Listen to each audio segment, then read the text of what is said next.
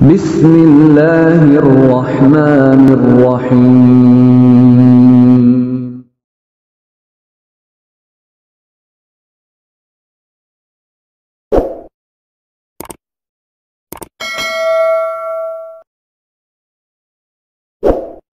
Bismillahirrahmanirrahim. Alhamdulillahi karimir rahman, 'allamal Qur'an, khalaqal insana wa 'allamahul bayan. Asyhadu an la ilaha illallah wahdahu la syarika lah wa asyhadu anna Muhammadan 'abduhu wa rasuluh. Allahumma shalli wa sallim ala nabiyyina Muhammad wa ala alihi wa sahbihi wa sallam.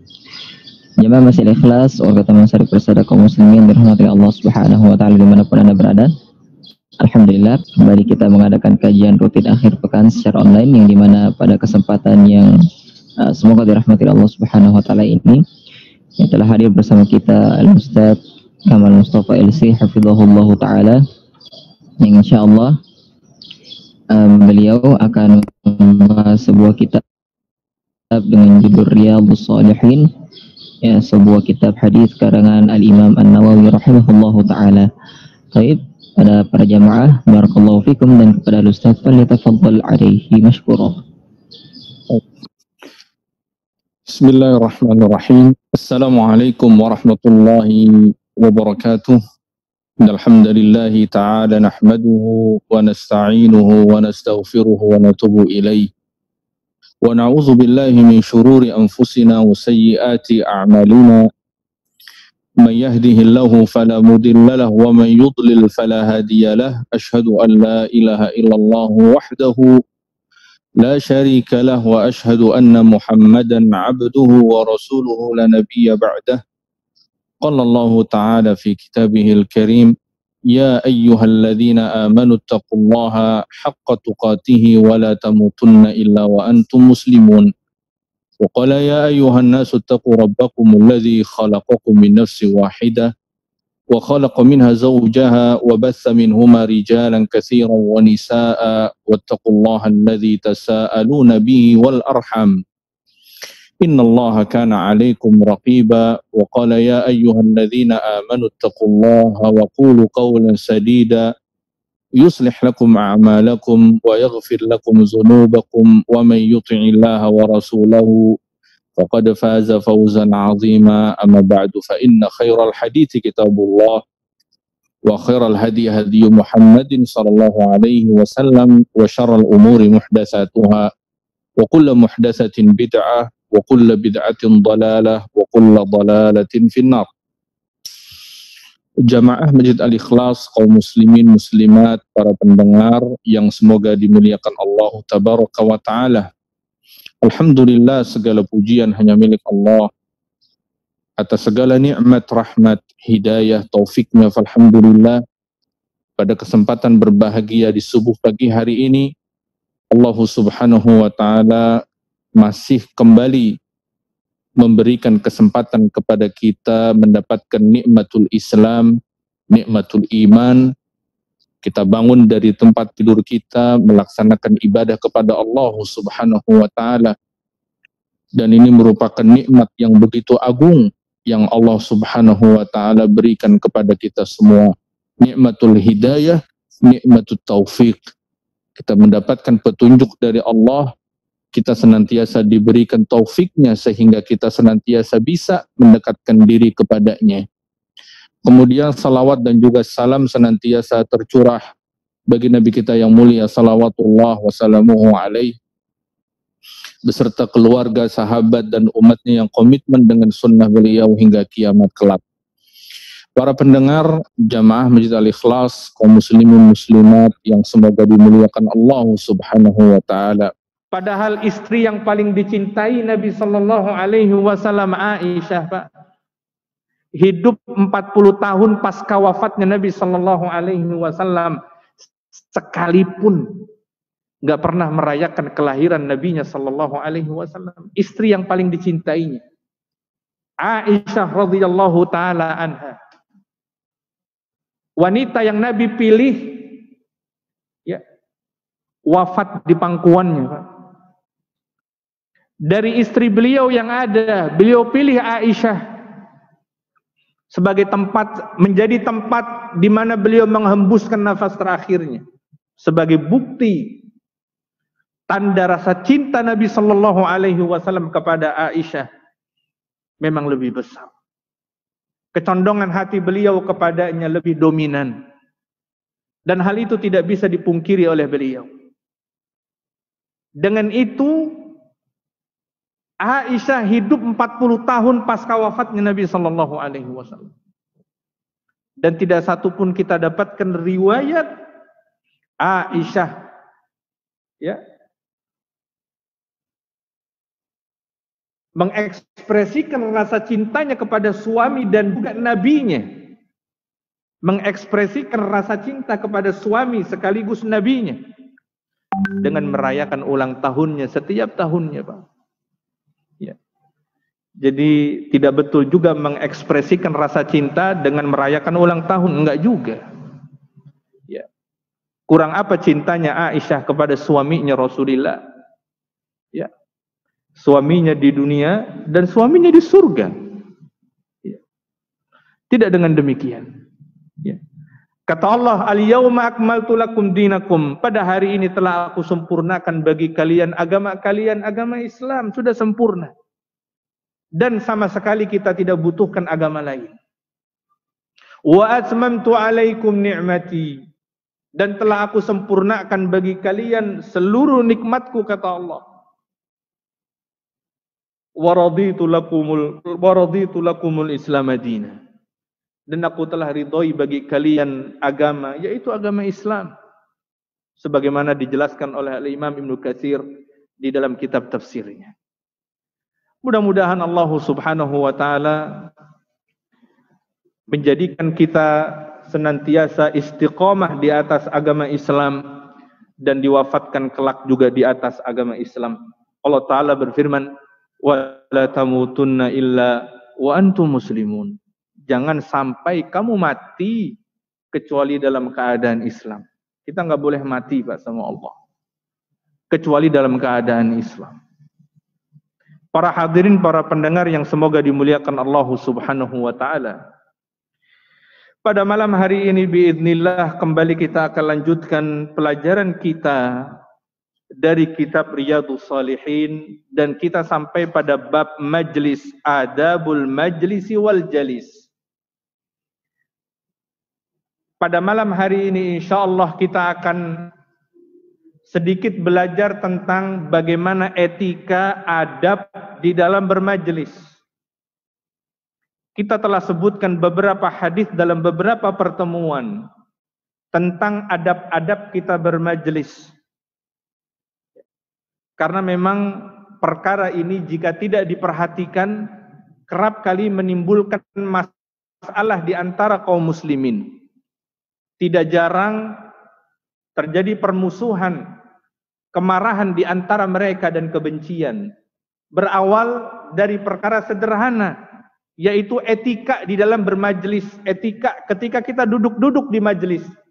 Apakah di majlis forum, majlis tersebut formal seperti hal ini, atau sekedar kita majlis misalkan ya di warung kopi, ataukah kita bermajlis di rumah makan, atau barangkali di sore hari kita santai dengan beberapa kawan misalkan di teras rumah. Jadi adab bermajlis tidak hanya berbicara tentang majlis formal seperti ini, tidak. Jadi semua kesempatan seseorang bermajlis dengan sahabat-sahabatnya, dengan teman-temannya, dengan saudaranya, maka disitulah kita diajarkan, dicontohkan oleh Nabi SAW bagaimana etikanya, bagaimana adabnya. Nah, para pendengar yang semoga dimuliakan Allah Subhanahu wa taala, kita sampai pada hadis yang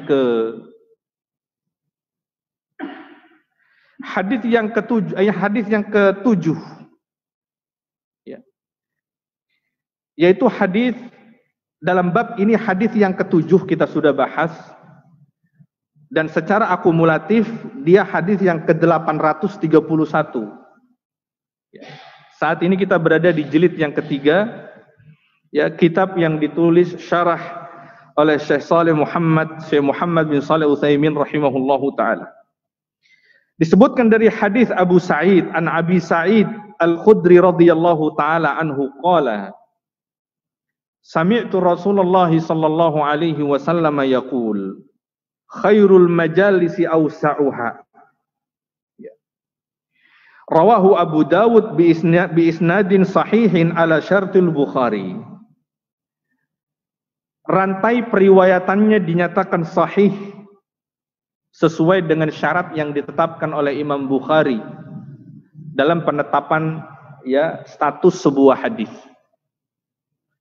Disebutkan dari Abu Sa'id, beliau berkata, aku pernah mendengar Nabi sallallahu alaihi wasallam berkata, kata Abu Sa'id, dia mendengar langsung dari Nabi sallallahu alaihi wasallam sebuah perkataan, kata beliau, sebaik-baik majelis, khairul majalis, sebaik-baik majelis tempat orang berkumpul duduk, apakah itu resmi ngobrol, obrolan resmi ataukah mungkin obrolan santai, yang penting namanya majelis. Kata Nabi SAW, sebaik-baik majelis tempat kita bermajelis adalah yang paling luas. Mengapa demikian? Nabi SAW katakan, apa hikmahnya? Karena memang menampung orang lebih banyak. Maka di sini diantara bentuk keutamaan yang Nabi sebutkan, Pak, di antara bentuk keutamaan anjuran dari Nabi Sallallahu Alaihi Wasallam itu kalau bisa, Pak, kita di rumah ada ruangan yang cukup luas. Kalau kita ingin mengadakan majelis, mengundang kawan, mengundang tetangga, saudara, entahkah mungkin acara makan malam atau barangkali makan siang atau makanan kecil sederhana lainnya. Kita tempatkan di ruang yang luas. Jangan misalkan di ruang tamu yang kecil, padahal ada ruang tengah yang lebih besar. Kata Nabi mengisyaratkan bahwa sebaik-baik majelis tempat duduk kita kumpul adalah yang paling luas. Adalah yang paling luas. Agar menampung orang lebih banyak, agar mereka yang hadir kumpul bermajelis lebih nyaman tentunya, enggak desak-desakan. Ini diantara bentuk keutamaan bermajelis yang terkait dengan masalah tempatnya. Tentunya jika hal itu bisa dilakukan, Pak, Allah menakdirkan misalkan kita punya rumah yang luas, lega misalkan, alhamdulillahi ta'ala. Kalaupun tidak kita memiliki ruangan yang luas, kita gunakan ruangan seadanya. Karena nyatanya juga Nabi bukan orang yang memiliki rumah luas, Pak, Nyatanya juga meski Nabi menyebutkan keutamaan tentang ruang bermajelis yang luas, ini terkait dijelaskan oleh Syekh Muhammad bin Shalih Utsaimin.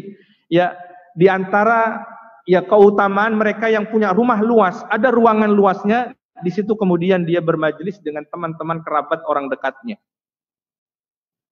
Akan tetapi jika hal demikian tidak mungkin untuk dilakukan, sebab Nabi yang mengatakan pun rumahnya sangat sempit, Pak, Kita bisa lihat seberapa luas rumah Nabi SAW yang jadi makamnya hari ini, Pak. Seberapa luas rumahnya Nabi yang makamnya saat ini itu.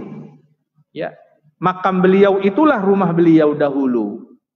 Jadi amat sempit, Pak, Meski demikian beliau rumahnya sempit. Nah, itu hadis yang pertama. Kemudian hadis yang kedua.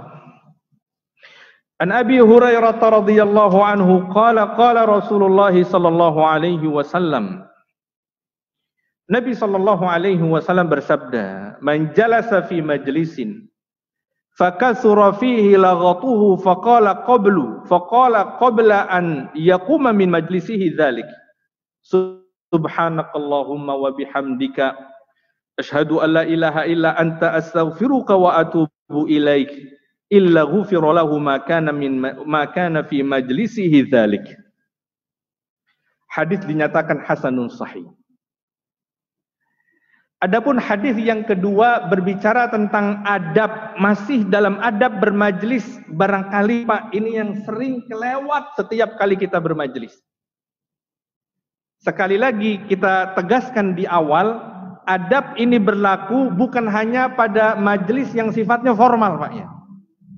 Termasuk ini majlis yang santai. Tadi saya sebutkan, misalkan sekedar kita ngopi dengan teman-teman di warung kopi misalkan.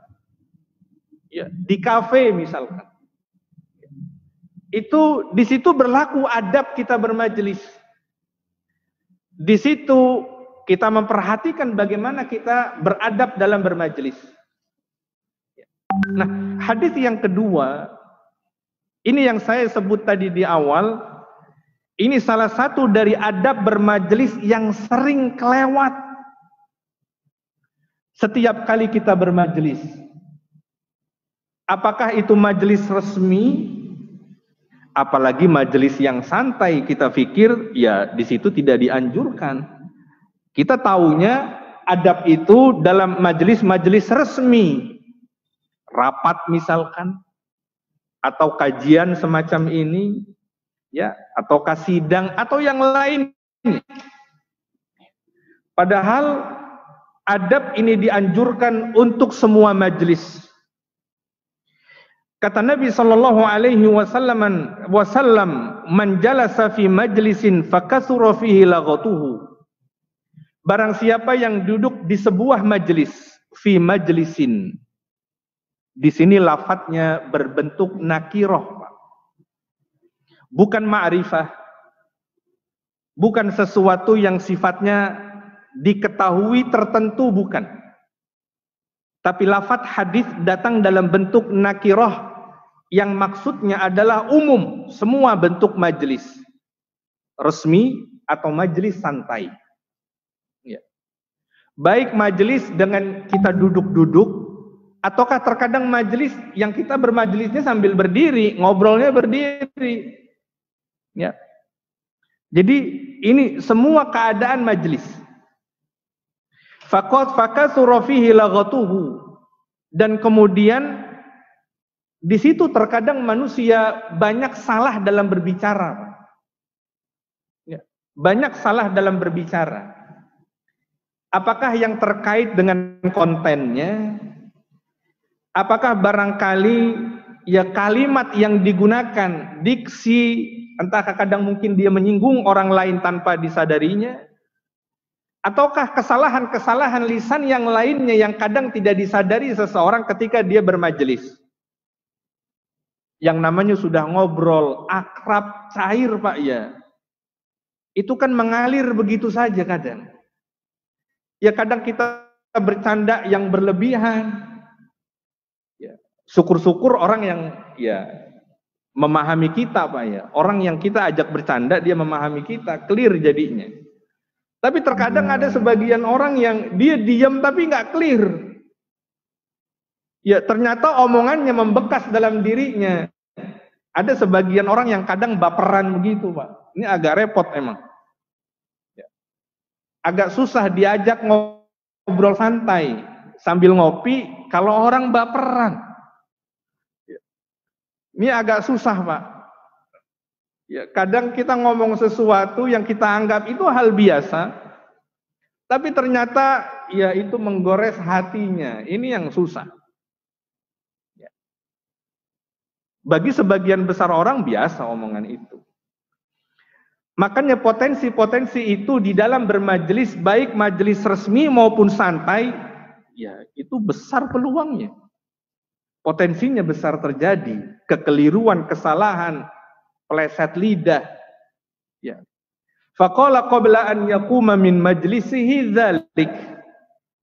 Kata Nabi dianjurkan maka hendaknya sebelum dia bangkit dari tempat majelisnya, sebelum dia bubaran, sebelum dia bangun dari kursinya. Kata Nabi SAW, maka hendaknya dia membaca doa yang kita tahu disebut dengan kafaratul majlis. Doa yang sangat umum Pak ya. Tapi ini umum di forum resmi. Enggak umum di forum santai. Padahal ini dianjurkan termasuk di forum-forum santai. Dan nggak disyaratkan bersama-sama, Pak ya. Kadang agak repot kalau kita ya terpaku doa ini diucapkan sama-sama, enggak, masing-masing aja dia baca. Ya.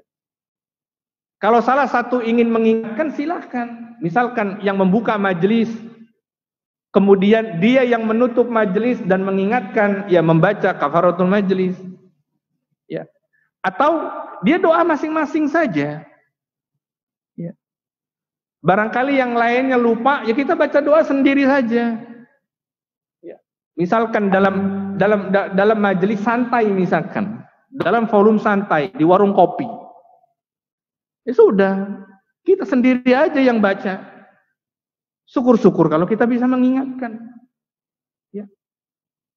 Nah, di sini pertama tidak disyaratkan bersama-sama. Ya, terkadang kan kita, ya mari kita tutup sama-sama dengan, ya nggak mesti begitu Pak. Ya masing-masing aja. Ya, yang membuka cukup mengingatkan. Ya, silakan jika ingin mengingatkan, ya kita tutup dengan kafaratul majlis, nggak ada masalah. Kita mengingatkan. Karena disebutkan oleh Nabi Shallallahu Alaihi Wasallam dalam sebuah hadis, dan hadisnya sahih. Kata Nabi Shallallahu Alaihi Wasallam, "Ma min qaumin yaqumuna min majlisin lam yadhkurullaha fihi illa qamu am mithli jifati himarin wa kana lahu hasar." Kata Nabi Shallallahu Alaihi Wasallam, "Ma min qaumin," tidaklah satu kaum, tidaklah seseorang, yaqumuna min majlisin, dia berdiri beranjak dari tempat dia bermajlis dengan orang-orang sebelumnya. Beranjak dari tempat majlisnya, lam yazkurullaha fih. Lalu kemudian dia tidak menyebut nama Allah, tidak berzikir kepada Allah, yang dimaksud adalah doa kafaratul majlis. Lam yazkurullaha fihi. Kemudian tidak berzikir atas nama Allah di majlis tersebut, illa qamu an mithli jifati himar. Kata Nabi Shallallahu Alaihi Wasallam, seakan-akan ya bahwa beranjaknya dia dari majlis tersebut yang tidak disebut di situ nama Allah seperti bangkai keledai, Pak ya. Nabi katakan an mithli jifati himar, seperti bangkai keledai. Wa kana lahu hasarah. Dan orang yang kayak begini itu rugi nanti di akhirat, Pak ya. Dan kerugian di akhirat nanti. Ya, jadi ini permasalahan sekilas sederhana, serius tapi Pak. Ya, sekilas sederhana. Ya. Kita nggak tahu dalam sehari berapa kali kita bermajelis, Pak.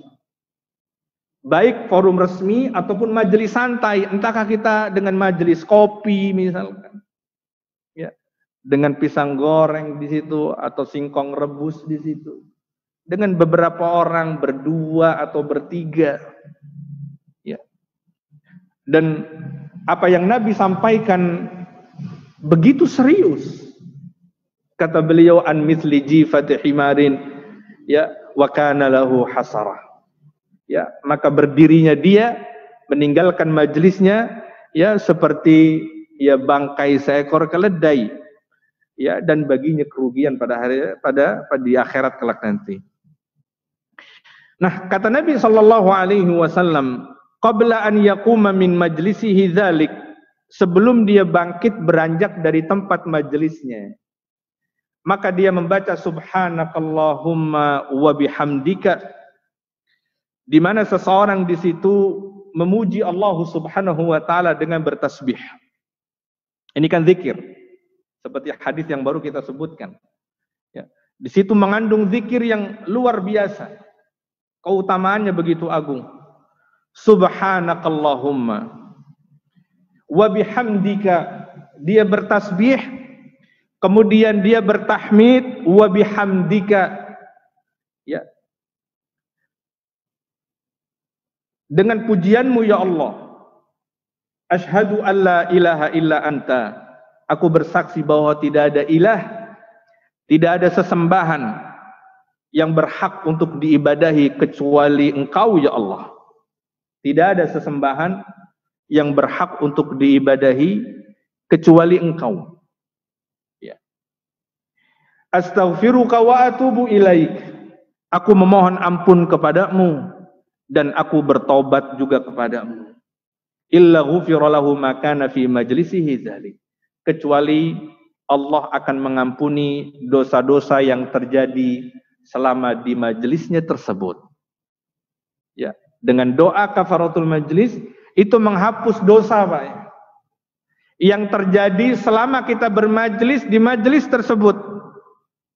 Apakah dalam bentuk ucapan, ya, yang berlebihan, atau kalimat yang tidak layak kita katakan, kita sebutkan, ya, itu mengampuni, menggugurkan itu semua.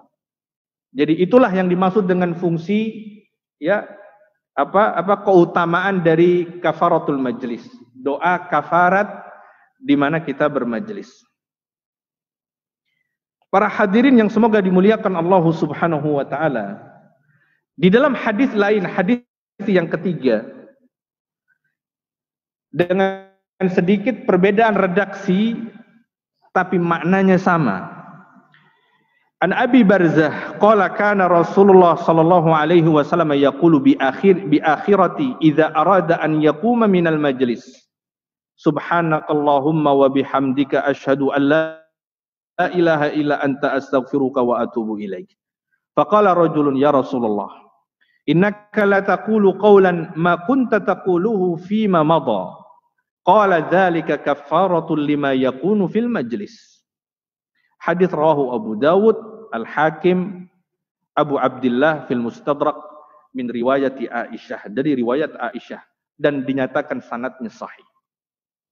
Disebutkan dari Abi Barzah, dia bercerita mengatakan bahwa Nabi sallallahu alaihi wasallam dahulu di akhir setiap beliau majlis, di akhir majlisnya bersama Abi Barzah, ya, pada majlis saat itu Abi Barzah ikut, ya, pada kesempatan yang lainnya dia nggak ikut.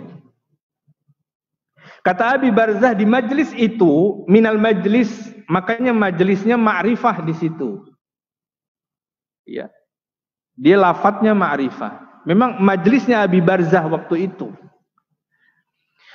di mana Nabi membaca subhanakallahumma wa bihamdika, doa kafaratul majlis. Faqala rajulun, maka ada salah seorang laki-laki yang berkata, wahai Rasulullah, innaka la taqulu qawlan ma kunta taquluhu fima madha. Ya Rasulullah, sesungguhnya engkau mengucapkan kalimat karena memang beliau mengucapkannya terdengar. Ya, ini salah satu petunjuk bahwa ya, silahkan kalau kita ingin menjahar membacanya, untuk menjaharkan. Apalagi untuk mengingatkan yang lain. Kalau yang lain misalkan lupa, kita menjaharkan subhanakallahumma wa bihamdika, mengingatkan juga yang lain, nggak masalah. Karena memang hadis ini menunjukkan kepada kita, ini laki-laki bertanya tentang apa yang dia dengar dari Nabi SAW. Ya Rasulullah, engkau mengucapkan sebuah ucapan yang dahulu engkau belum pernah sampaikan. Ini bukan berarti ya doa ini baru diajarkan oleh Nabi, bukan.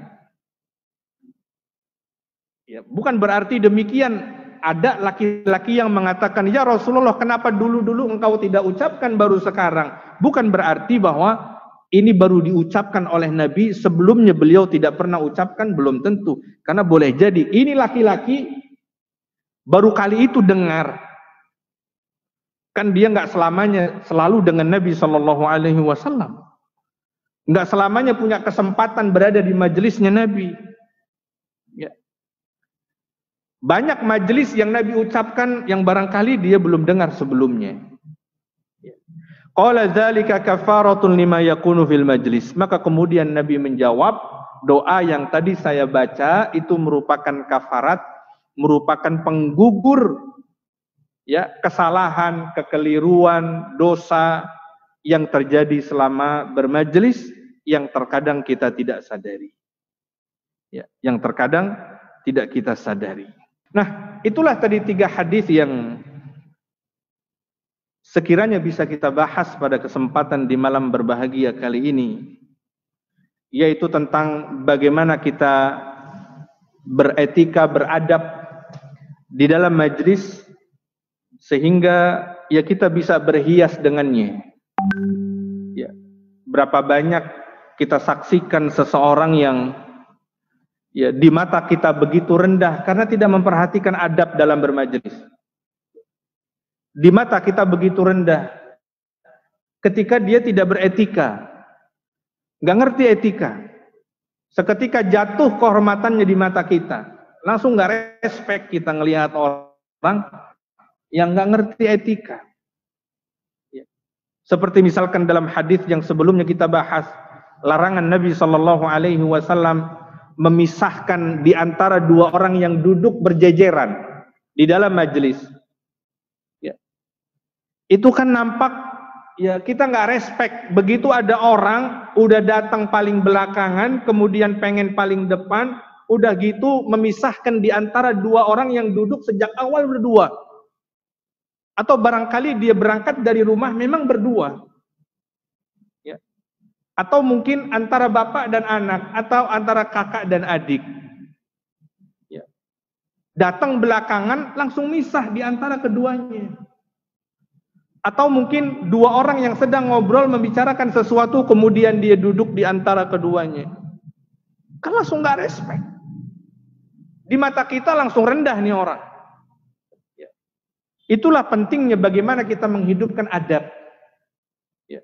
Dan tentunya yang paling sempurna adalah adab Islam. Ya. Bukan sekedar kita melakukan ya karena nilai-nilai etikanya semata, bukan, tapi di situ ada keutamaannya. Kita lakukan adab itu dan di situ mengandung keutamaan bagi kita. Seperti salah satu contohnya dalam hadis terakhir, yaitu adab kita menutup majelis, ya baik resmi maupun santai dengan doa kafaratul majelis. Di situ keutamaannya menggugurkan dosa-dosa yang terjadi ketika majelis tersebut berlangsung. Itu barangkali yang bisa kita sampaikan pada kesempatan di malam hari ini.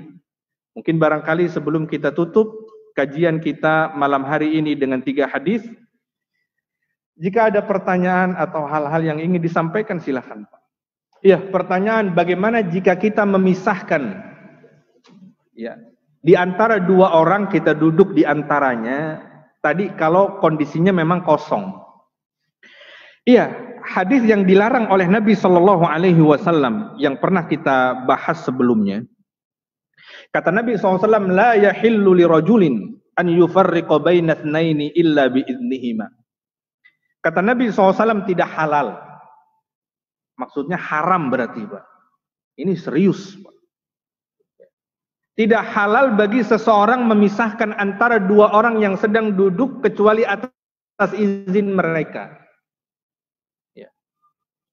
Tentu keluar dari larangan Nabi Shallallahu Alaihi Wasallam kalau memang ada celah di antara keduanya dan itu kosong. Ya. Dan kita bisa masuk tanpa harus kita memisah keduanya. Larangan Nabi Shallallahu Alaihi Wasallam berlaku apabila orang duduk ya tidak ada jarak di antara keduanya, lalu kemudian kita memisahkan keduanya, itu yang dilarang. Tapi tadi pertanyaannya bagaimana jika memang di antara keduanya kosong, duduk di depan, di antara keduanya ada satu soft, kita bisa masuk di situ. Maka ini keluar dari apa yang dilarang oleh Nabi SAW. Ya. Yang tadi larang adalah itu memisahkan di antara 2 orang yang memang duduknya berdekatan sehingga kita memisahkan ya dengan kita mengambil ruang. Mereka harus bergeser, itu namanya memisahkan di antara keduanya. Ya, Allahu a'lamu bishawab. Bagaimana dengan apa? Hubungan anak dan emak gitu kan. Iya. Majelisnya para sahabat itu sangat rapat. Iya. Sampai kalau ada daun yang dari itu tidak akan sampai ke bawah. Tapi rapatnya tidak pindah. Iya. Bahkan yang tadi berluas-luasan. Oh gitu. Iya, yang dimaksud hadis tadi ada keterangan yang disampaikan tentang keadaan majelisnya para sahabat dahulu yang memang mereka memanfaatkan setiap celah yang ada. Sehingga barisan mereka di dalam bermajelis begitu rapat. Ya, tadi dikatakan sampai kalau sekiranya daun itu jatuh, dia nggak akan sampai nempel ke tanah, ya, karena saking rapatnya. Ya, lalu bagaimana hubungannya dengan hadis tafassahu fil majalis? Ya, bagaimana kaitannya dengan ya perintah Nabi SAW untuk ya berluas. Maksudnya tafassahu yang dimaksud adalah kita memberi ruang, ya, bukan membuat jarak. Yang dimaksud tafassahu fil majalis, ya, berilah luang untuk orang lain.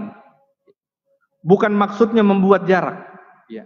Maksudnya kalau memang di situ bisa masuk satu orang dan kita lihat ada orang yang berdiri tidak mendapatkan tempat duduk, dimaksudnya gini, tafassahu. Maka kita persilahkan tempat tersebut agar dia bisa masuk duduk di dalam majelis itu. Ya, jadi tidak ada pertentangan antara ya adab bermajelis, ya duduk rapatnya para sahabat dengan anjuran, dengan perintah Nabi untuk kita memberikan ruang ya kepada yang lain, maksudnya agar dia bisa duduk di majelis tersebut. Allahu a'lamu bishawab. Itu barangkali yang bisa disampaikan. Ya. Berlaku untuk salat maksudnya. Ya. Dalam ini pertanyaannya normal atau kondisi seperti apa?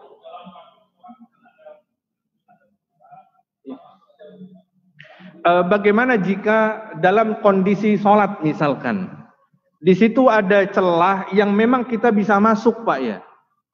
Kita bicara dalam kondisi normal, Pak, ya. Enggak dalam kondisi hari ini celahnya bisa 3 orang gitu kan. Kita dalam kondisi normal.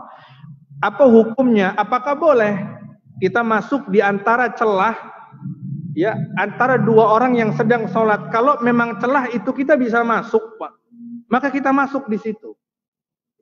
Tapi kalau memang celahnya, ya kayak saya misalkan, ya cuman separuh badan, ya kita bisa mengganggu orang lain itu. Ya, tempat itu sudah sempit. Ya, bapak-bapak yang barangkali ya pernah melakukan ibadah umroh atau ya di Masjidil Haram atau Nabawi, ya memang sangat tidak nyaman. Begitu tempat kita sholat berdiri sudah cukup, ada orang memaksakan diri dan kita sangat terganggu. Ya, posisinya memang kalaupun ada celah nggak mungkin satu orang masuk. Ya. Begitu orang masuk sudah nggak nyaman dalam barisan itu. Ya, itu justru bisa mengganggu ya kekhusyuan ya orang tersebut. Maka tidak dibenarkan, Pak, ya. Kecuali kalau memang celahnya kita bisa masuk satu orang. Baik, Allahu a'lamu bishawab.